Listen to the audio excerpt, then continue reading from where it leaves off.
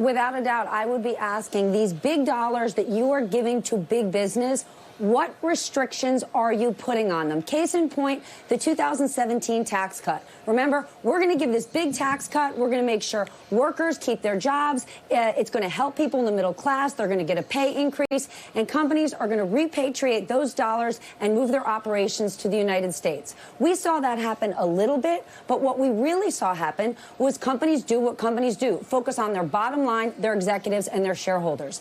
If Congress, if the Treasury Department doesn't put actual restrictions in place, nothing is going to push businesses to do that. Look at what the response has been. Jay Powell says we'll basically do whatever it takes. And you've got the stock market. I mean, you had companies like cruise lines, Disney, MGM, companies that are massively impacted by COVID, their shares going up. So what does that tell us? That investors look at this and say, well, more cash, that helps the price to earnings ratio, but it doesn't help our businesses and the U.S. economy. And the one other thing that I really push on, how are you going to help things safely reopen? And here's an example. Walmart has been open this entire time. We saw their first quarter earnings numbers today. They spent $900 million on COVID-related expenses. If you, Craig Melvin, owned a surf shop in Westport, Connecticut, is the government going to help you financially safely reopen? Are they going to give you money to put plexiglass in place? Are they going to give you temperature takers? Because the big giants, they don't need help. So this is going to make the big guys bigger and the small guys disappear, because we know PPP, while it has had very good intentions, hasn't helped a lot of businesses, and we're still waiting to hear who exactly got all those loans. They haven't made it public yet. That would be the number one thing I'd ask Secretary Mnuchin. I know you've been actually diving into some of how that paycheck protection money has been spent. What have you found? Do we know anything about where this money's going so far? So we know because the biggest businesses that are publicly traded had to disclose their names, because that's how the SEC works. But other businesses haven't. In any other previous program, the SBA and the Treasury Department would disclose the tax IDs of every single loan. As of last Thursday, Secretary Mnuchin announced that any loan that's less than $2 million, they don't have the bandwidth to pursue for fraud. So guess what? They don't have the ability, fine. Why don't they make it public? This is the United States government. There's no reason they keep saying we'll get to it, we'll get to it. And Craig, you could say, oh, it's just they're less than $2 million. You have over 3 million of those loans out there. If you knew you were not going to get audited and you could apply for a loan up to $2 million and nobody would look under the hood, I'm pretty sure, well, I'm not pretty sure, but there's a good chance you might do that. So what we need is transparency.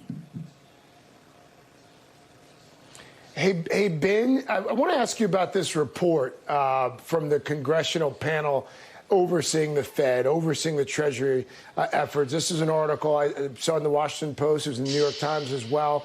The Times writes, quote, most of the $500 billion that Congress allocated in March to the Treasury to support businesses and local governments had yet to be used, and raised questions about how the rescue programs would work. Mnuchin just said in that hearing that the remaining money will be used to create or expand these CARES Act programs as needed.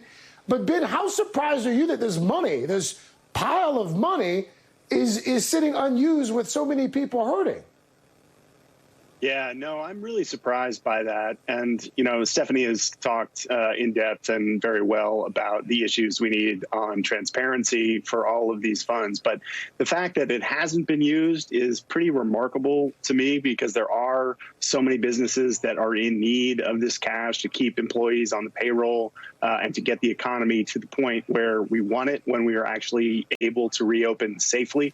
And I had a congressman on this morning, Andy Kim, on with me on a Politico briefing talking about the Paycheck Protection Program. And I was asking him about the idea that there is all this money on the table that hasn't been spent.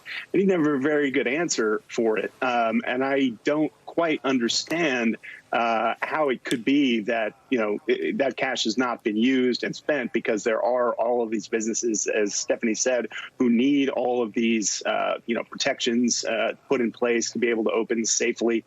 So eventually that money will get distributed hopefully properly and applied in ways that are helpful to this economy. But, we just need more transparency in how it's being sent out and how it's being used and who is using it. And we don't have that yet. We need to have it very soon. Steph, New York Governor Andrew Cuomo, he is set to give that daily briefing roughly 45 minutes from now. But he was on your show just a couple of hours ago, and you asked him about this America's First legislation. Here's part of what he said. We'll talk about it on the other side, but here's Governor Cuomo. The businesses will turn around and lay off American workers and will give bonuses to executives and all on the taxpayer dime. And then we will have additional unemployed because corporations are going to use this as a time to right size and get lean. I propose the Americans First law to say if you take a loan or grant from government, you must rehire the same number of workers, period. Advantages and disadvantages to a bill like that one, Steph, what are they? Listen, this is tricky because in a free markets world, should you be forcing companies to hire employees if you don't necessarily need them?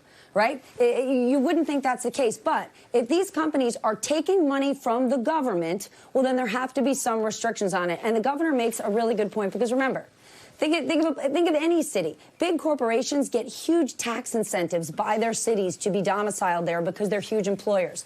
But if they're not going to be huge employers, if they're not going to provide their employees with benefits to support them, well, then why are we treating those companies so well? Garrett, President Trump heading to the Hill, we're told. Top of the hour. Any idea what this visit's about?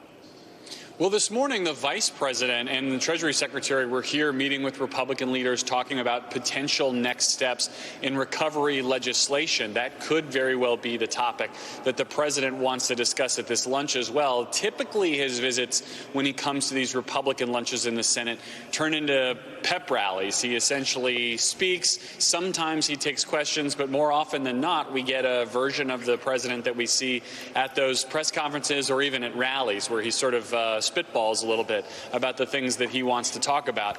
It would not surprise me if that's what we see here. Garrett Hake on the Hill. Garrett, thank you. Ben, thank you. Stephanie Ruhle, always good to have your insight, my friend. Thank you as well. Any minute, President Trump, before he makes that trip to the Hill, is going to be speaking there at the White House. He's going to be talking there at the White House. His schedule says the event is in support of our nation's farmers, ranchers, and food supply chain. That's about all the information we have. We're keeping a very close eye on that for you. And, of course, last night, President Trump revealing some surprising news. The president is apparently, he says, taking hydroxychloroquine. It's that drug that's unproven as a treatment for coronavirus. The Food and Drug Administration has even warned against using it outside of a hospital setting because of a risk of serious heart problems. This is what the president said. I happen to be taking it. Hydroxychloroquine? I'm taking it, hydroxychloroquine. When? Right now, yeah. When? A couple of weeks ago, I started taking it. Because I think it's good. I've heard a lot of good stories. And if it's not good, I'll tell you right. I'm not going to get hurt by it. It's been around for 40 years for malaria, for lupus, for other things.